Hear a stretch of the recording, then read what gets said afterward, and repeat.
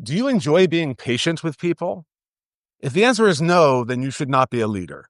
And I think that if we can just say to people, do you enjoy being patient with people and letting them take the time to discover themselves, and allowing them to make the same mistake repeatedly? Is that fun for you? And if the answer is no, then you should not be leading. And then there's going to be people out there. I love coaching. I love that. Yes, of course. I love watching people, come into their own. That's who should be leading the team. Someone who's going to check in on everybody every day and make sure that emotionally they're doing all right. Welcome to the Made Leader Podcast, where exceptional leadership isn't about who you are, but who you choose to become. Join your host, Jen Arnold, for expert interviews, real-world stories, and practical advice that transforms managers into exceptional leaders. If you're a middle manager ready to unlock your potential, this is your podcast. Let's get started. Hey there, and welcome to the Made Leader Podcast. I'm your host, Jen Arnold.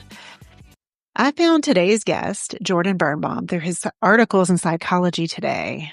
I was doing some research, got on one of his articles, and just went through a rabbit hole of most of all of them. Jordan's talking about some interesting topics, and we're going to really talk about one of them today, which is status. And no, we're not talking about job titles or corner offices. Jordan shares how understanding status differently can transform how you motivate your team.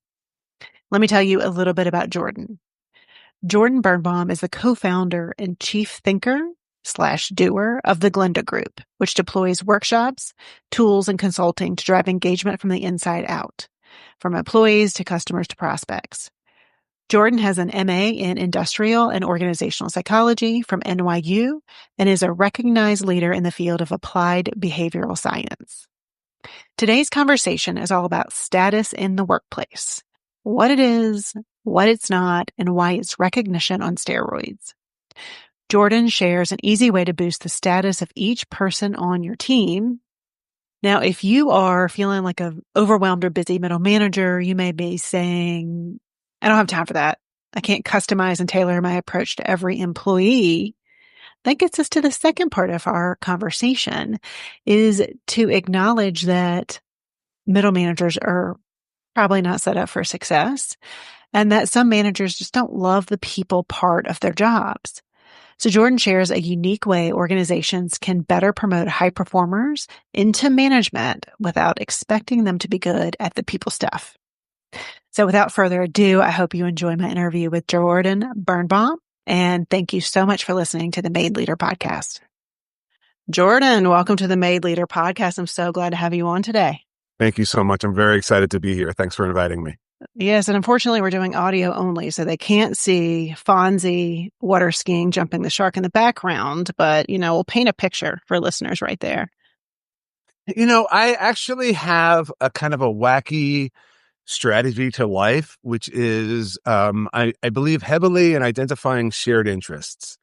So like whenever I leave my house, if possible, I try to wear a concert t-shirt, or I've got patches on my jeans of just different pop culture things that I love. And you just walk down the street and people who also love that stuff will give you a big smile. You end up in conversations with people. It's just like a fun way to just make your day a little bit more exciting. And it's like opening yourself up to serendipity. And so I realized that with my Zoom backgrounds, I should do the same and just throw up little things that I love. And if somebody sees something that they also love, that will become friends before a word is spoken. I love it. And just being in New York, you said Long Island, right? Yes. People will talk to you. Like, that's okay. You can get some conversations out of New Yorkers. Oh my gosh. So yeah, also I have a dog. And so having a dog is a real social lubricant. It is. I love dogs. Yeah. I miss my dog. We haven't had one in about 2 years after he passed, but yeah, they are the best. That is a horrible pain. Yes, it is. Well, I was going to ask you if the listeners really knew you, what would they know about you? Would it be those couple of things, or is there something else there? Actually, what I would say is that I feel a lot. I feel a lot of joy and I feel a lot of anguish. And I think that maybe one of the things that I've come to appreciate in life for me is that you don't get to choose what to feel, only whether to feel. And, I think that as a younger person, I probably restricted how much I allowed myself to feel for fear of pain. Um, but then, over life experience, I came to realize that the fear of pain was worse than the pain. And that if I wanted to experience a lot of happiness, it just meant I had to open myself up. And so I've just sort of been committed to not trying to control what I feel and just saying that this is the ride that I'm on. And so, yeah, I feel a lot. Yeah, I love that. I mean, to experience the highs, you got to experience the lows, right? I mean, they go kind of hand in hand sometimes. Yeah. Yeah.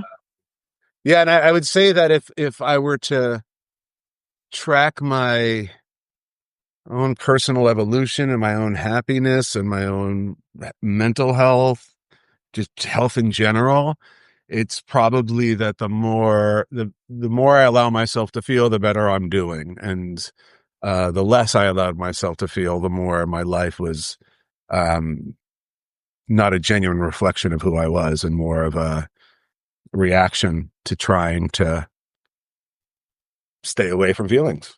Hmm. Yeah. It kind of Yeah. keeps a certain aspect of your world or yourself smaller than it needs to be. So, Oh, unquestionably. Yeah. yeah. Well, thank you for sharing that. And we're going to dive into an interesting topic, status. And you say that it's the most powerful and common motivator across human experience, but it's definitely perceived as negative. So one of the things that I teach is the SCARF model from David Mhm. Rock. And anytime we talk about status, people are like, oh, no, I'm not a status person. But so tell us, what does status mean? All right. So I think that the people who have a negative impression of status are conflating it with high society. And that is not at all an accurate reflection of what status is. Status is positioning relative to other people. Status is a place in line. Now, one of the things that I think people will often default to in thinking about status is that that place in line is a single file line, and that's not true.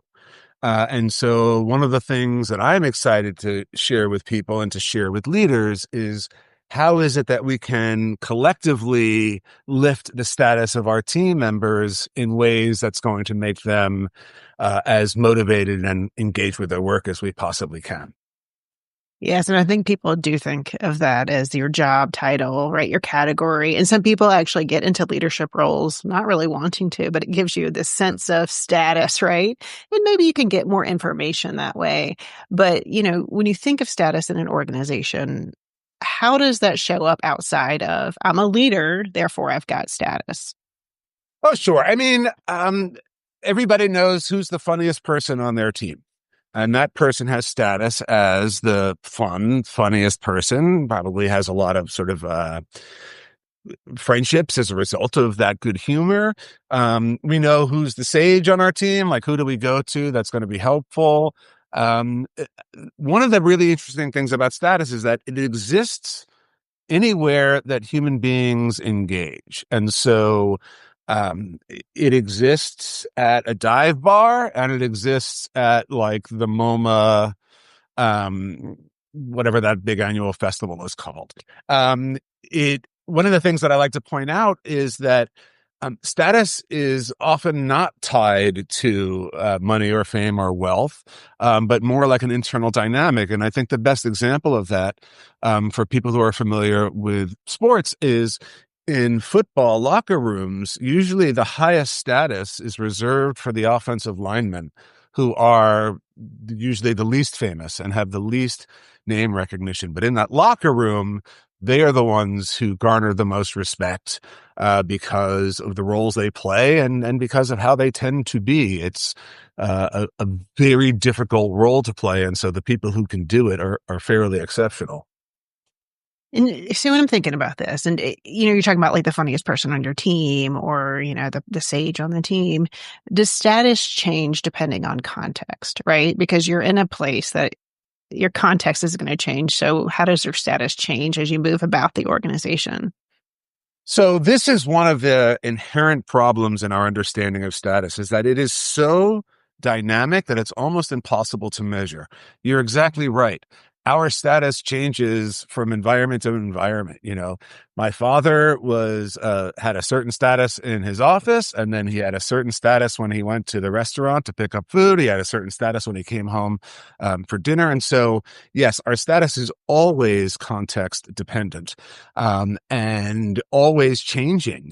We have a good meeting, we have a bad meeting. It actually affects our status in the moment. When people have a bad day at work, you can see that, like, even a sort of minute to minute thing, you can kind of feel it when you're really aware of it. And so, I think that when we consider status, then one of the really helpful ways to think about it in a positive way is to, rather than it being a way to assign value, instead, let's think of it as a way to create belonging. Where do I belong here? Where am I comfortable in my position, where I know that not only do I have status, but that means that I matter and that I am important. And one of the reasons why I think status is such an incredibly powerful motivator is because it actually is one of the few things that hits every aspect of Maslow's hierarchy. When you have status, you have every human need fulfilled. So ultimately, it is often the driving force behind most decision making. Even when we're thinking about careers, when we're thinking about relationships, when we're thinking about just about anything that we aspire to, even if we're not conscious of it, the status that's associated with it will unquestionably be hugely motivating in what we choose. So we're going to go back to Maslow real quick, because isn't it your basic needs first? Yes. Maslow. Yeah. Okay. So how does that play into status when you're okay? So so let's start with physical. Who's the first person who gets water? The person with the most status. Who is the most secure in the group? The person with the most status. Who has the most self-esteem or likely in the group is usually the person with status. Connection, the person with status is the person who's going to be most connected to the rest of the group. And then sort of self-affirmation or self-actualization, where you can become the best version of yourself. Confidence plays a pretty big role in that. And usually the higher the status, the more confidence there is, and kind of becomes a self-fulfilling prophecy. So, yeah, I think it hits on all five. Thanks for walking through that, because I'm sure people are like, what? I just wanted to connect the dots there. You got it. And so when you talked about belonging and making people feel seen, heard, respected, that kind of feels, I'm assuming, a lot better to people than status, right? The word status just is loaded. And so you're saying, how can maybe I belong in an organization, and thinking about, leaders, how can they make their teams belong? And, one of the things that, organizations are stuck on is recognition. Yeah. Whether it's lip service or actual action, right? They talk about recognition all the time. And you say status is recognition on steroids. So you set us up a little bit there with saying how important it is. Exactly. But how is it different? And how does status really make such a bigger difference than recognition? So before I explain it, I'll just give you like an example. Would you rather hear you contributed to that project in lots of different ways, or you are this team's Swiss Army knife? Which one do you think you would be more exciting for you? Well, when I'm thinking about boosting my status and making me feel like, oh, man, I really matter to this team, like I'm a vital part of this team, it's the Swiss Army knife, of course. Precisely. Now, you contributed a lot in a lot of positive ways to that project. That happened in the past. You are this team's Swiss Army knife. That implies something in the future. And so one of the really cool ways in which we can use status for good is to, instead of thinking about providing recognition, which is something that already happened, to make it forward looking. that I have a lot of confidence because of your performance that you're going to be able to do this for us. On a certain level, one of the things that I've come to discover is that when we get recognition at work, it's actually more reassurance than it is anything else. It's letting us know that our contributions are seen and valued and will be kept in mind at the moment of truth. And that's sort of why recognition, getting it matters to us. It's just say, yes, you're safe. But when there is actually a role carved out for you moving forward by having status within an organization, that takes it to just another level. And so that's what I think is the difference between recognition and status, is that recognition is about acknowledging what happened and status is about implying what's coming. Do they go together? Like, do you need them both? Yeah, I think that you do. The same way that you're going to say to a goalie, that was a great save, that's recognition.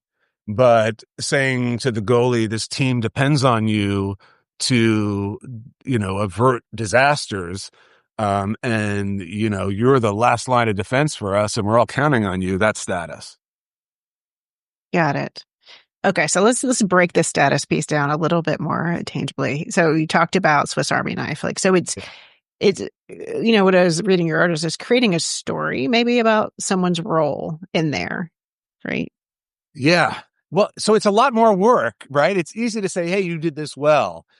But I think that one of the ways that you can start to teach yourself to turn recognition into status is to say, which means what moving forward. And here's another really great tactical way to know whether or not you're providing someone status. These 6 words will always work after you provide status. And those 6 words are, and that is why we need you.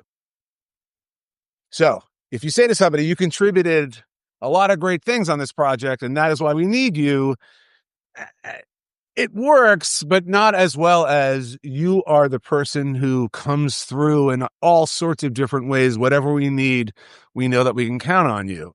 That has much more of an implication for what's going to happen. And so, I think that if you can say to people, that is why we need you, it's talking about a story and it implies something moving forward. Whereas recognition is just about, you did this great. Mm-hmm. Doesn't say anything about what's coming. Yeah. And I love the concept because I think it really just shows how you belong, right? Getting back to that belonging piece, you belong on this team because this is why you're so valuable. But how often, like, are you, this is where, the theory of it is very practical too. So I'm not saying it's not practical, but I'm thinking of, okay, I'm a middle manager in a million different roles.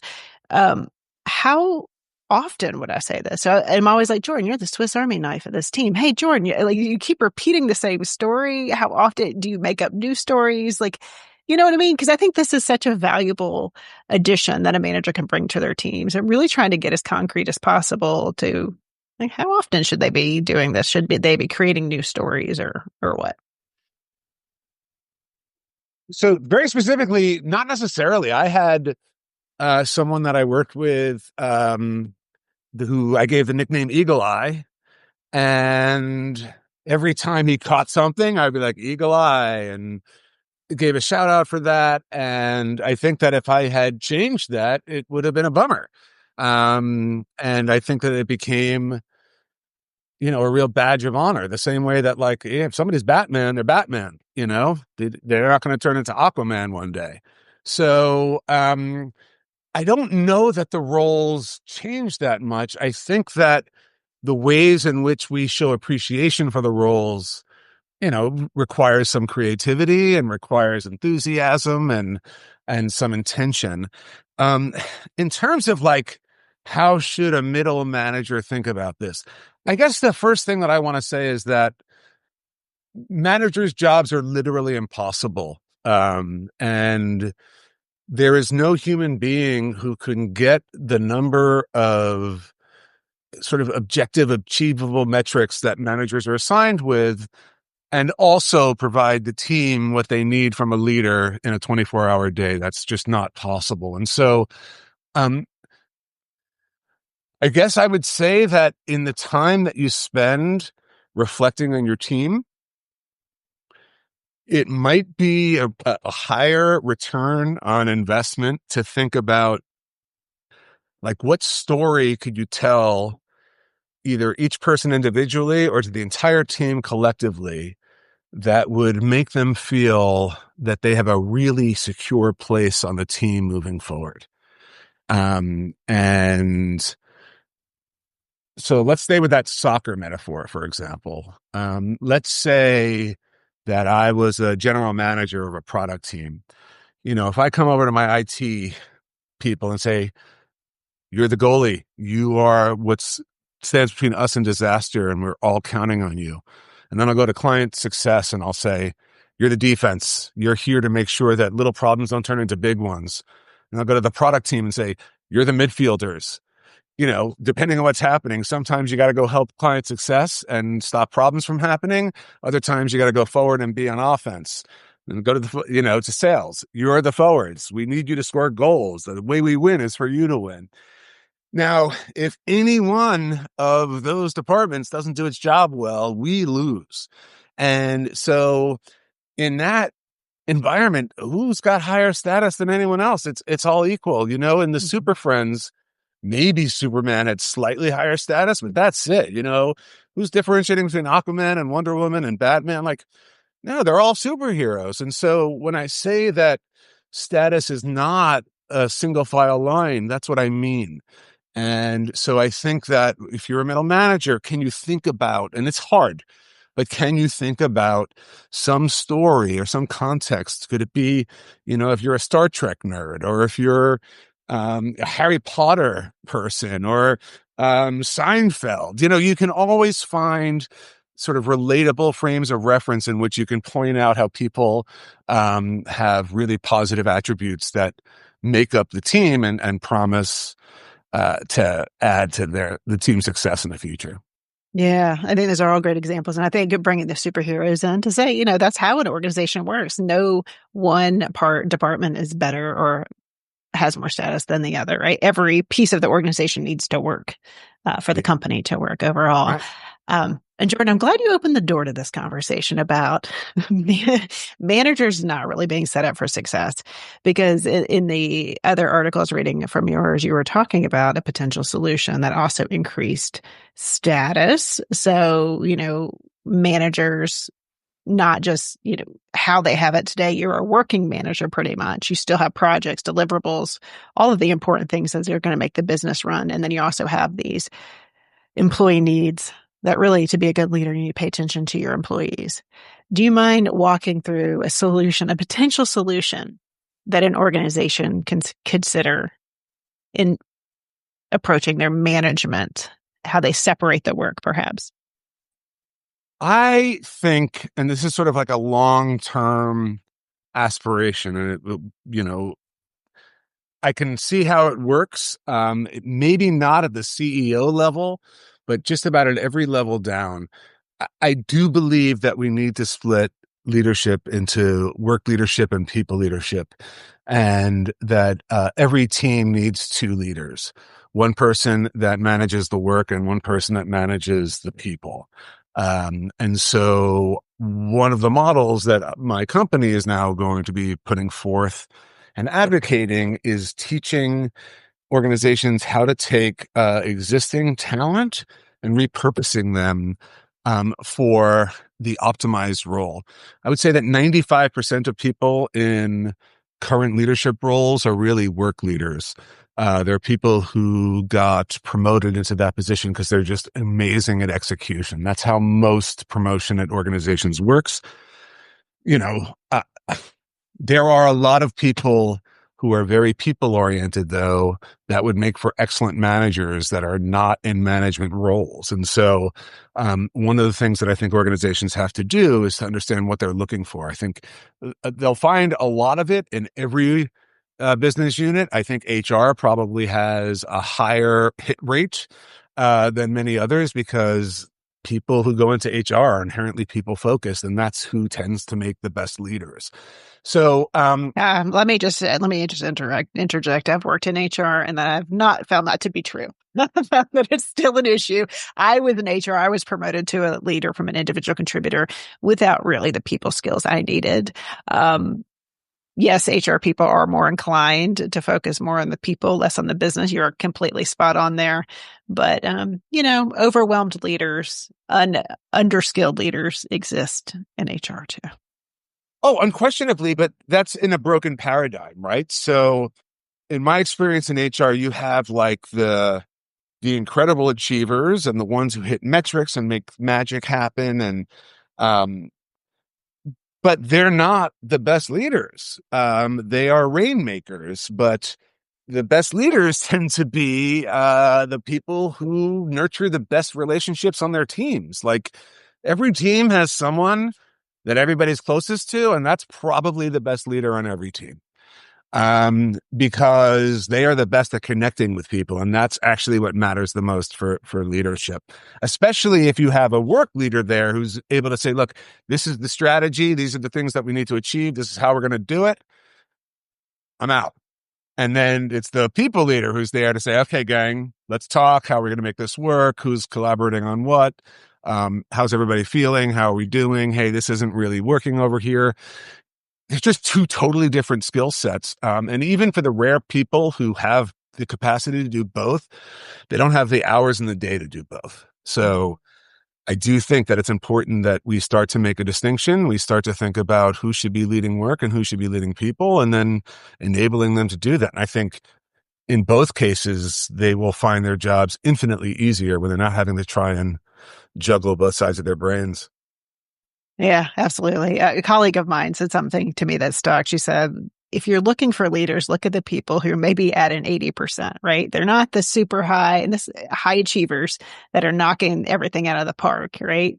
But they're doing steady work and they get overlooked because they're not the, hyper producers. And it felt, I was like, oh, I've never thought of it that way, because typically when we pick leaders, like you said, it's this people with their metrics high. They're killing the work. Well, Work that's why piece of they it. should lead work. They should. They just should lead people. They know what to do, and they are the best at it. And therefore, having them be the ones who build the strategy makes sense. And also, that's what they want, and that's what they demand. They take the people because of the status, but they don't really want the people. So what if we could offer them the status without the people? Yeah. And interestingly, the people who want to be leaders, they're going to find their fulfillment in the connection. And so the status is a different kind of status, which is equally powerful, but not your name and lights. Right. Right. And, I think some organizations now are looking at a different career track for these high performers that isn't leadership. Mhm. But you're talking about on a team, there'd be a work leader and a people leader, basically, and they both Listen, have that status. here's the thing, right? Like the reason why high achievers will never accept being cut out of leadership is because they need to be in the room when it's layoff time. And they're not going to accept being an independent contributor when crucial decisions are being made about the organization. And so if they need to manage people to make sure that they have a seat at that table, they will never give it up, nor should they. So that's why it's so important that we find a way to keep that seat at the table for them without having to lead people. Yeah, I love it. I think it's a great suggestion and one that needs to get out there more, because we know it's a problem. There's no secret. We're Right. not telling people, organizations, anything they don't know. They've got leaders who are not talented in leadership, right? So let's find a solution. Let's look at a different and perhaps more effective approach. I think a lot of people will end up a lot happier in this model. I think the leaders will be happier. I think the people leaders will be happier. I think the work leaders will be happier. And I think the people being led will be a lot happier. Yes. I once had somebody say to me, well, isn't that a bit like going to mom when you think dad's not treating you well? And I was like, yeah. So remember the last time your manager didn't treat you well? Wouldn't it have been nice to have a mom to go to? And they're like, Mhm. oh, yeah, it would have been really nice. Yeah, exactly. Because we need to have a support. We need somebody who's looking out for us. If we're clashing with our work manager, we need someone there to help us. It can't be on us to then figure it out. And the work manager is way too busy to want to invest time in smoothing out a relationship. And it's just not workable. So I actually think this gives everybody what they need. Yeah. And then when you're thinking about like the things that we know are going to make a difference in the team members' lives, it takes time and effort. So, to create these stories, these status boosting stories, Exactly. I think a strong leader, regardless, or someone who's looking to tap into their team's motivation differently, will take this and go do it. But many just get bogged down in the day-to-day work life. Understandably. And Yeah. I think it's also really important that this is not like a criticism of them. It's not natural to be great at achieving and great at leading people. The idea that that's like an aspiration is really flawed. It's a myth. And it's creating all sorts of problems for us. And so, I think instead of people feeling like, oh, I'm not good enough at doing this, we have to realize like, no, nobody is good enough at doing this. So stop worrying about it and just pick a lane. And I think people will be a lot happier. Well, I think there is some shame that comes with it. I've made many mistakes when I was leading in an organization, and I felt like so bad. Like it doesn't come naturally to me. I could be a thought leader all day, but when it comes to considering feelings and engagement, it is work for me. I can do it, but it's work. And so, as I've been digging more into the research, it's like, yeah, most people aren't good at it. So why am I feeling so bad about it? Especially when the system doesn't support it, right? Right. It's setting people up for failure. It's not a me problem. Well, it kind of is. I still have to learn and grow. So I'm not saying it's not a me problem because I need to learn and grow. But it's also, like you said, it's not natural for people to be able to be a high performer, achiever, and a good leader. It doesn't Or a come. good connector. A leader in terms of how they connect with people. It's possible to be a high achiever and a great strategic leader. Um, in fact, it's likely that if you're a high achiever, your ability to plan is really good. And so we should never take that leadership away from them because that otherwise they will not be on board. What we have to make them realize is like, do you enjoy being patient with people? If the answer is no, then you should not be a leader. And I think that if we can just say to people, do you enjoy being patient with people and letting them take the time to discover themselves, and allowing them to make the same mistake repeatedly? Is that fun for you? And if the answer is no, then you should not be leading.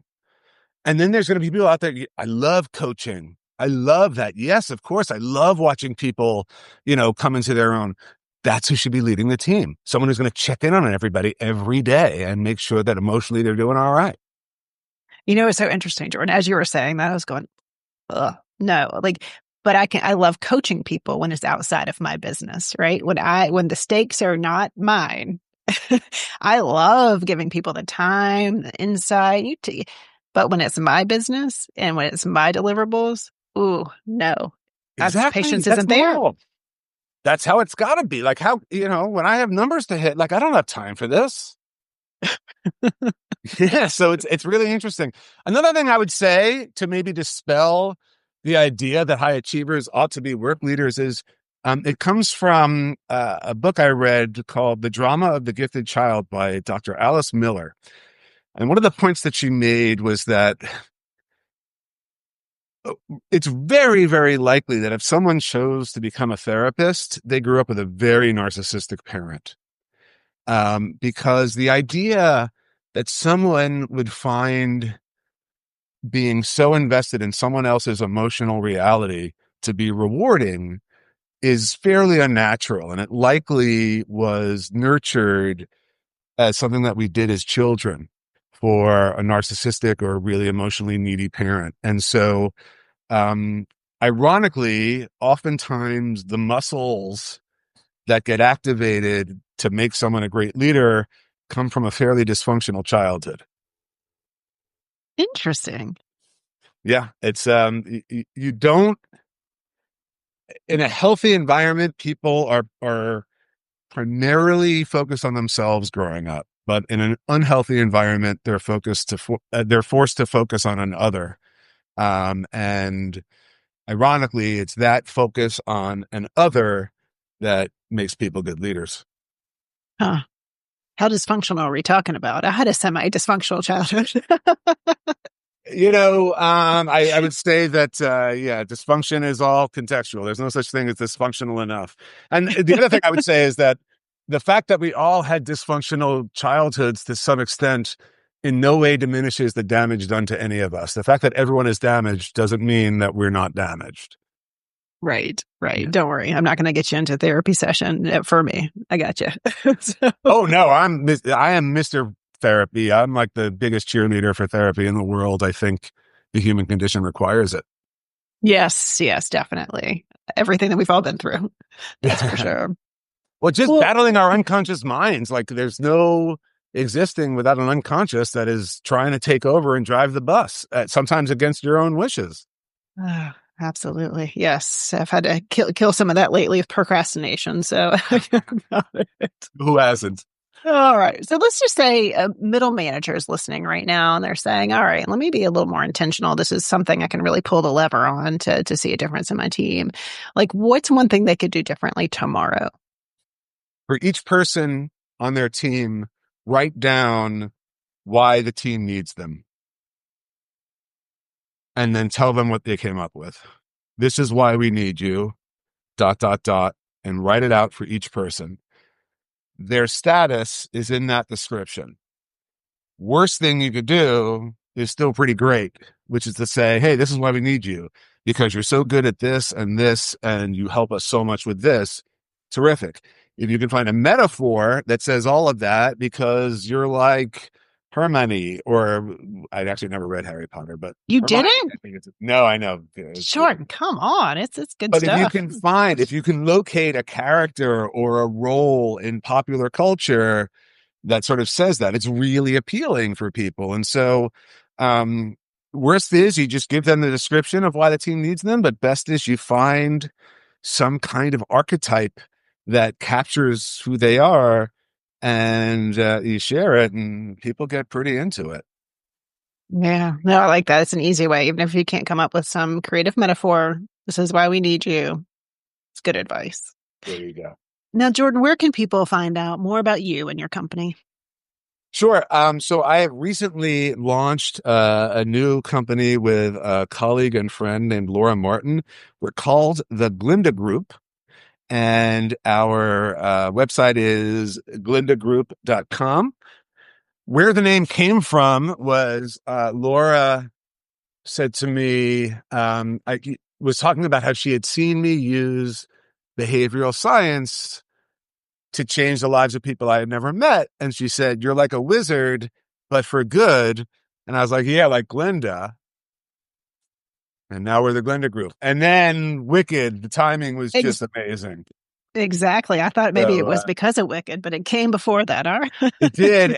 But as it happens, both my wife and Laura's favorite play is Wicked. So that was another reason why we had to go with the name. Love it. It's got some character to it. That's for sure. Yeah, well, there you go. Talk about a stereotype or a status right in there. And of course, we call ourselves the group because we want to bring in a lot of people, and we're all Glindas together. Love it. Yeah. Well, Jordan, anything else you want to add about status or anything else that organizations or can help middle managers lead better? Well, I think that for organizations,